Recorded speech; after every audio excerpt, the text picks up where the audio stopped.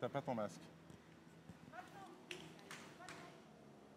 Nous sommes en direct d'Annecy avec Monsieur le maire. Bonjour François, Bonjour. vous allez bien? Parlez devant le micro, hein, sinon on ne va pas vous Oui, entendre. bonjour à tous et à tous. Tiens, attendez, une camionnette. Allez, on va se laisser pousser. passer. Bonjour ça, à ça- tous. ça prouve qu'il y a de la vie à Annecy. Il y a de la vie, ça reprend. Nous ça sommes- reprend, c'est une bonne nouvelle. Nous sommes en direct sur H2O avec Mathieu, son principal animateur. Ça va Mathieu? Bonjour Laurent, bonjour à tous, bonjour aux spectateurs de Savoie News, bonjour aux auditeurs d'H2O. François Astorg est avec nous, donc le maire d'Annecy, pour cette réouverture des terrasses. François Astorg, c'est un plaisir de pouvoir venir boire un petit café ce On matin. s'avance un peu parce Allez, qu'on va aller durant cette Écoutez, matinée.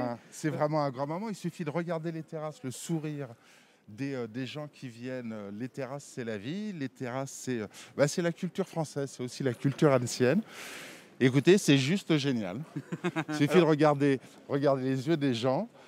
Juste avant d'aller travailler, qui viennent prendre le café. Ça fait très longtemps, la vie reprend. Sous un Monsieur le grand maire. soleil là, ici, place Sainte-Claire. Laurent, on va vivre une matinée exceptionnelle. Oui, on va avoir 3 rendez-vous pour vivre, je dirais, toute l'énergie, la bonne énergie des sociopros. On a voulu non pas seulement vous parler des cafetiers, mais aussi de la culture, de tout ce qui se met en place. Donc on est installé là sur un bar historique d'Annecy. Mathieu, tu le connais bien, tu le fréquentes bien, c'est la buvette du marché. Depuis 1883, Laurent, Vous le fréquentez depuis 1883. Alors là, je dis chapeau Vous ne bas. saviez pas, Parce que monsieur le Mathieu- maire L'établissement existe il les fait évidemment pas, hein. depuis 1883. C'est une institution, la buvette du marché François Astorg. Ah, mais c'est un des piliers des bars de la ville. Attention, monsieur le maire, vous allez- C'est la culture annécienne. C'est un lieu de rencontre, un espace de rencontre. Il y a une pêche assez incroyable ici, d'ailleurs, toujours. Allez, on va envoyer le générique avec l'INSEC. On va passer une journée formidable. On va s'installer. Émission juste là. spéciale. On a notre petit plateau. Retrouvailles en terrasse avec l'INSEC en partenariat avec H2O, la radio du lac d'Annecy.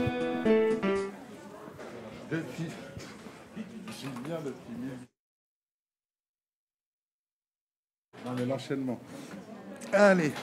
Bon, on s'est installé. Ah, on est en direct, hein. On est bien là. On est bien. Je sais pas où est Karine.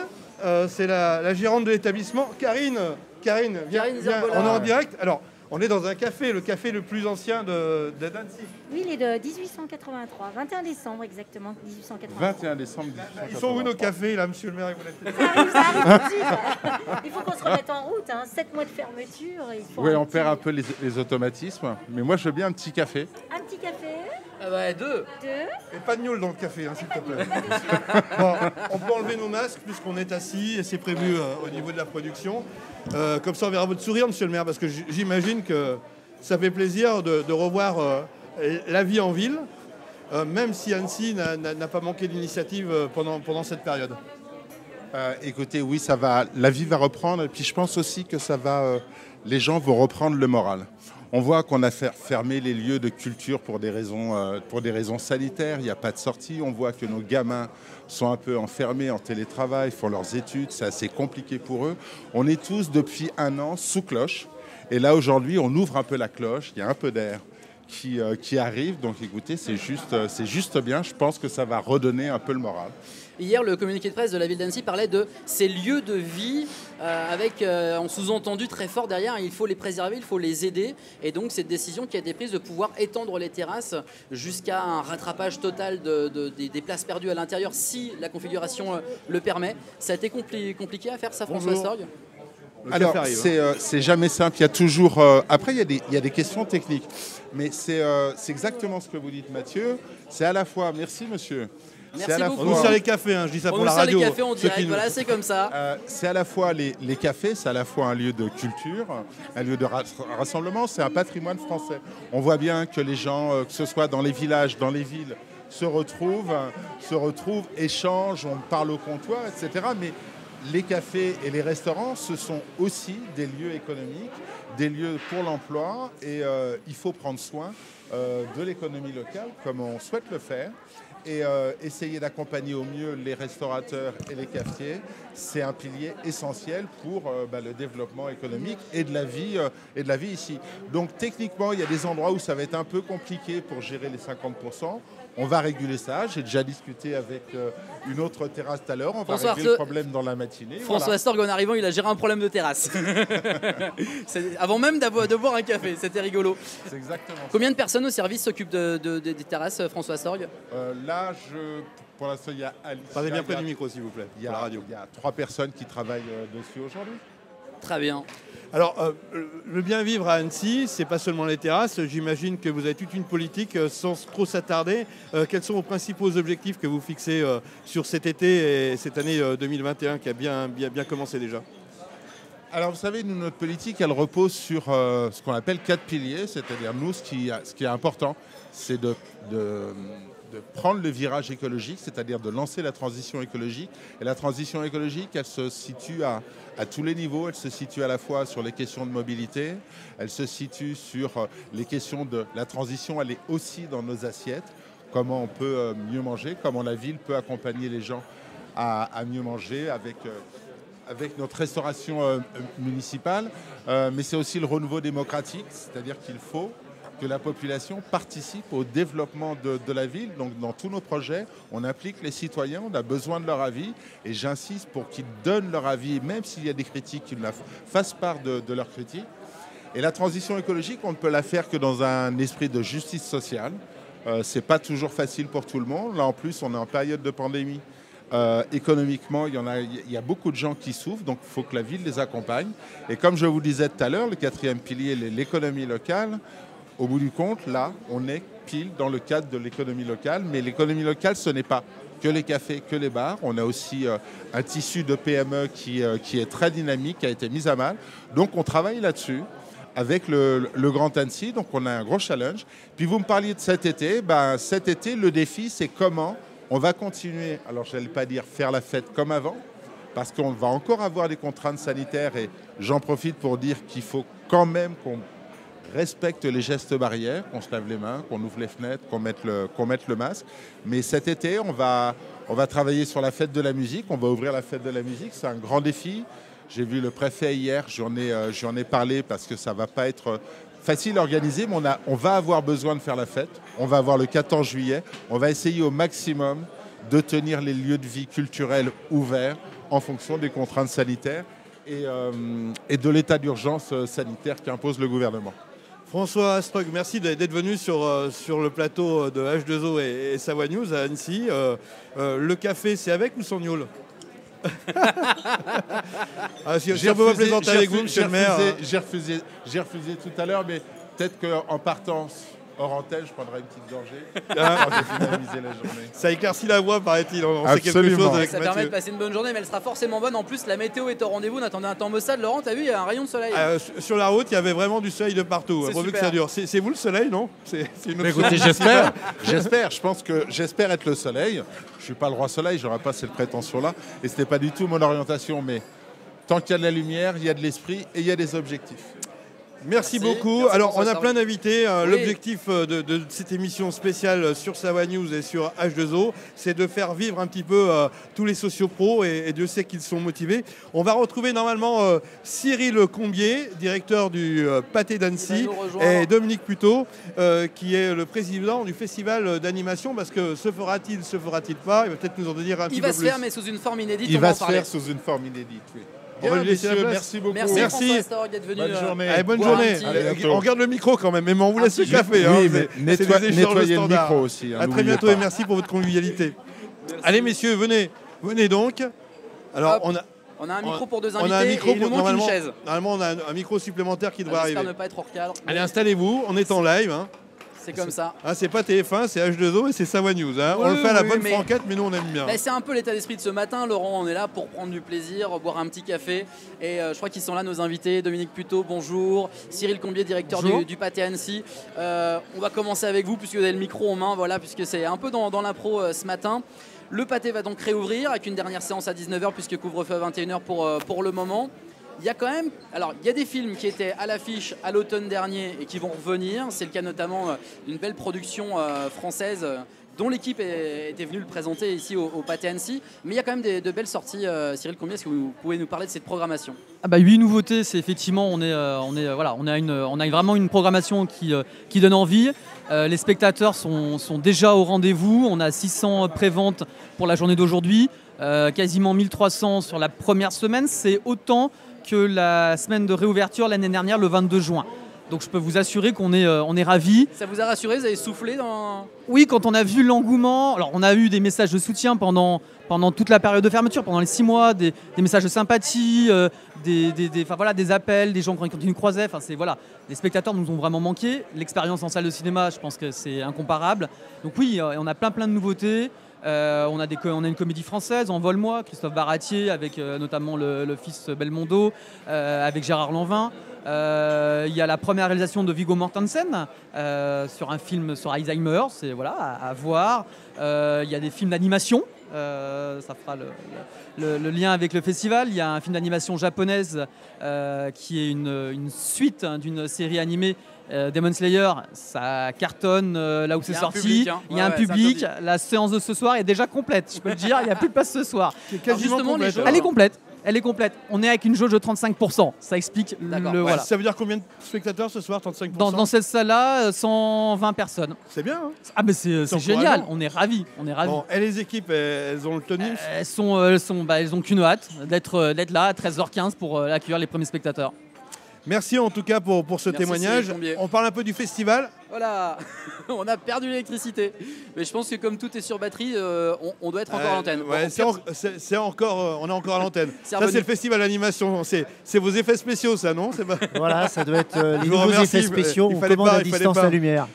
Dominique Puteaux, on n'a pas beaucoup de moyens, mais on a beaucoup d'énergie sur H2O et Savoie News.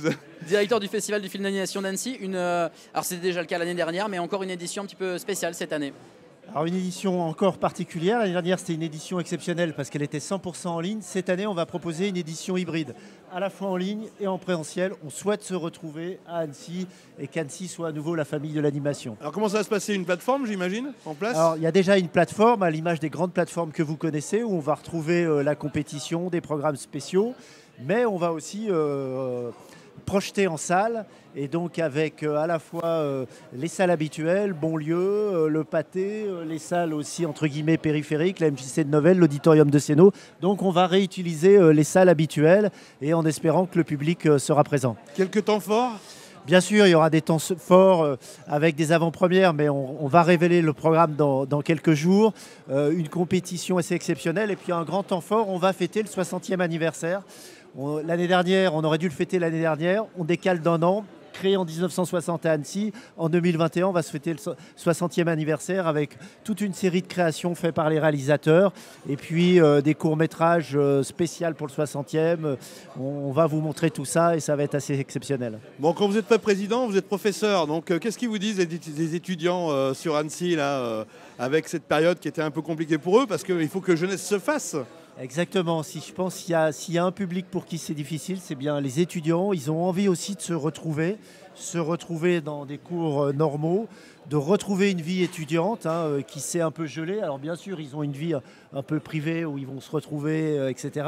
Mais ils ont aussi envie de pouvoir fréquenter les lieux de convivialité. C'est bien normal. Et je peux vous dire aussi en tant qu'enseignant, nous, on a envie aussi de les retrouver dans des conditions habituelles, pouvoir faire cours dans des jauges normales. Il faut savoir qu'aujourd'hui, même les cours en groupe sont divisés par 2 et on a envie de pouvoir enseigner normalement et ce serait bien pour eux. Justement, un mot sur les étudiants qui sont d'habitude très nombreux au Festival du film d'animation. Est-ce qu'on va pouvoir en accueillir quelques-uns, en accréditer quelques-uns ou les séances seront vraiment pour les habitants? Alors, à la fois, on peut considérer que moi, c'est une des interrogations que je me pose, c'est-à-dire le festival, est-ce qu'on est sur une cible de public local, sur une cible de public national, ou est-ce qu'on aura des Européens et quelques internationaux? Les trois, en général. Voilà, je pense qu'on aura un peu des trois. Je vais vous dire, on a fait un pari. Début mai, si on écoutait notre entourage, il fallait faire du 100% en ligne. Avec le directeur Michael Marin, on s'est dit, au mois de juin, il y aura la fenêtre d'opportunité. On a fait une prospective, on a dit ça va ouvrir. Et donc, quelque part, on a des gens qui s'accréditent, y compris venant de l'étranger. Et je pense qu'on aura des étudiants qui vont aussi venir. Mais je n'ai pas encore regardé les chiffres. D'ici quelques jours, on va voir si ça va prendre. De toute façon, l'événementiel, ça va être maintenant, je dirais, entre le digital et le présentiel. Puisqu'on a pris des habitudes, on a eu un coup d'accélérateur là-dessus. Quoi qu'il arrive, c'est vrai que ce qu'on a fait l'année dernière, c'est unique au monde. Et il y a quelques années qu'on se disait qu'il faudrait qu'on ait une partie de l'événement qui soit en ligne. Et là maintenant, même si un festival c'est de la connexion sociale, c'est de la rencontre, c'est important d'être en présentiel. Mais ça ajoutera une dimension en ligne forcément chaque année. Ça veut dire aussi plus de complexité parce que ça veut dire que la même équipe doit être en capacité de faire les deux, quoi. Dominique, Cyril, merci. Et clap moteur. On viendra peut-être vous voir tout à l'heure en coulisses. Hein, allez, voilà, bonne journée messieurs. On vous attend au mois de juin. Allez boire un café ou plus si affinité. Merci. Merci à tous les deux. Très On va bonne journée. continuer. J'espère que vous passez un bon moment. C'est une émission spéciale. On est sur H2O. Alors les Savoyards ne connaissent pas H2O. C'est une radio associative de proximité. Absolument, Laurent. Et Savoie News, eh bien, c'est un média digital qui est basé en Savoie, mais qui parle aussi de la Haute-Savoie depuis déjà un peu plus d'1 an. On va sur Cluse, on va sur La Roche-sur-Yon. Et aujourd'hui, on est à Annecy. Et on voit arriver Anthony Granger. Il vous manque quelque chose, Anthony? Un café. Non, venant de vous, un morceau de fromage. Un morceau quand de même. fromage, on aurait pu, oui. Et le café et le fromage, c'est peut-être pas le. Oh, pourquoi pas. Hein? Attention, on est en Haute-Savoie, Laurent. Parce que vous savez que dans une buvette, on peut se prendre un petit blanc à cette heure-ci. Tout à fait. Avec Et puis, modération. à la buvette du marché, on trouve toujours les plateaux, donc voilà. Alors, on n'a pas de plateau là. Karine, où est Karine? Appelez-nous Karine, s'il vous plaît. Ah, mais elle vient Ah, vraiment. Karine. Alors, On voudra un morceau de tome, attends, Karine. attention, ne tourne pas le dos à la caméra. Donc, Karine, on est quand même avec la maison Chabert. Oui, tout à fait. La Et maison Chabert et également Anthony, qui est un très bon ami de la buvette du marché. Donc, j'imagine qu'il y a des plateaux de fromage. Ah, mais complètement. Avec Fromage. un plateau de fromage, qu'est-ce qu'on voit? Un café, non? Oui, pas tellement, non. Plutôt un petit blanc, c'est ça? Du rouge, de la mondeuse de chez nous. Bah voilà. Bon, bah écoute, pense-y comme ça au hasard. Bonne continuation. Allez, Anthony, on va être un peu plus sérieux. La maison Chabert est content de voir tous ces restaurateurs réouvrir les uns après les autres et ces cafetiers. Tout à fait. Alors, c'est un moyen de commercialisation important pour les fromages de Savoie et de promotion de nos produits. Alors nous, chez Chabert, on a la particularité de commercer beaucoup avec la grande distribution. Donc notre activité a été moins réduite que certains fromagers ou certains producteurs fermiers. On a eu cette chance-là. L'agroalimentaire a été plutôt préservé pendant la crise. Ça reste une valeur forte, l'alimentaire. Les gens doivent continuer à se nourrir. Et donc nous, le créneau de la grande distribution nous a bien aidés, mais c'est vrai que les grossistes ont beaucoup souffert pendant la crise, les producteurs fermiers, et puis Karine rigolait avec le vin de Savoie et la mondeuse, mais c'est aussi très difficile pour les producteurs de vin de Savoie, pour qui les bars sont un moyen important de commercialisation. On sera à 13h à Aix-les-Bains et on aura le vice-président Laurent Cavaillé, que vous connaissez certainement bien, qui est une tête dans le milieu, aussi bien en Savoie qu'en Haute-Savoie, et il nous en parlera. Les producteurs, ils ont dû aussi se réinventer et trouver d'autres biais de commercialisation, comme vous venez de le dire. Comment vous voyez leur avenir, les échos que vous en avez? Ils sont plutôt confiants là? Alors oui, les produits de Savoie ont plutôt une très bonne image. On a eu très peur au premier confinement en avril 2020, où les producteurs ont été incités à réduire un petit peu la production de lait. Puisqu'il a fallu se réadapter. On a des créneaux de distribution qui ont complètement disparu. Toute la partie grossiste a été vraiment réduite à zéro avec la fermeture déjà dès 2020. Et puis ensuite, on a réussi à se réadapter, à réorienter nos produits. Et puis on a eu finalement une bonne année. On a craint beaucoup l'hiver avec la fermeture des stations, parce que c'est quand même des gros mois de commercialisation pour les fromages de Savoie. Alors c'est sûr que la fermeture des stations nous a un petit peu pénalisés, mais malgré tout, on a quand même eu du monde en station et on a réussi à passer un hiver plutôt serein. Voilà. Et puis nous, on a aussi des magasins de vente directe sur nos fruitières qui connaissent un essor incroyable, alors qui avait déjà le vent en poupe depuis quelques temps.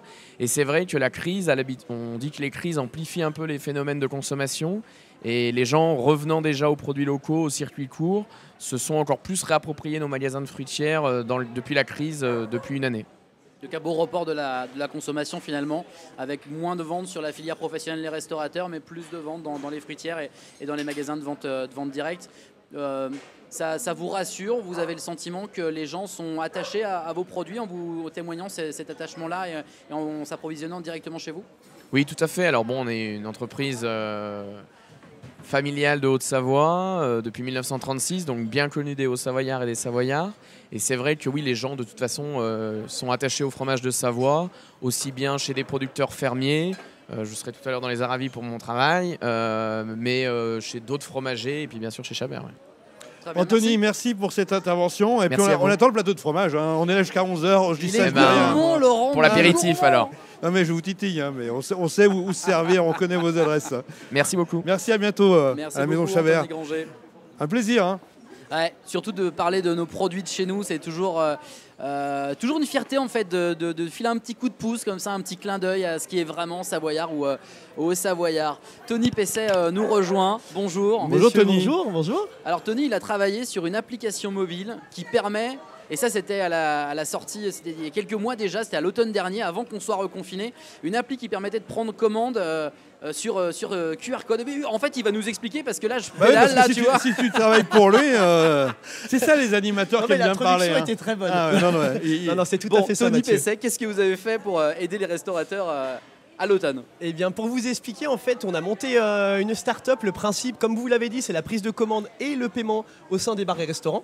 Donc, en fait, comment ça se passe? Vous arrivez avec votre téléphone, donc c'est vraiment voilà, votre outil à vous, personne ne le touche. Et vous avez une carte avec tous les partenaires qui sont présents, tous les bars-restaurants qui sont présents sur cette carte. Et en fait, vous pouvez vous asseoir à table et directement commander depuis votre smartphone, ce qui évite pour vous, en tant que client, de l'attente. Mais pour le restaurateur, ça va changer beaucoup de choses. La première chose, c'est que ça va économiser des allers-retours au serveur.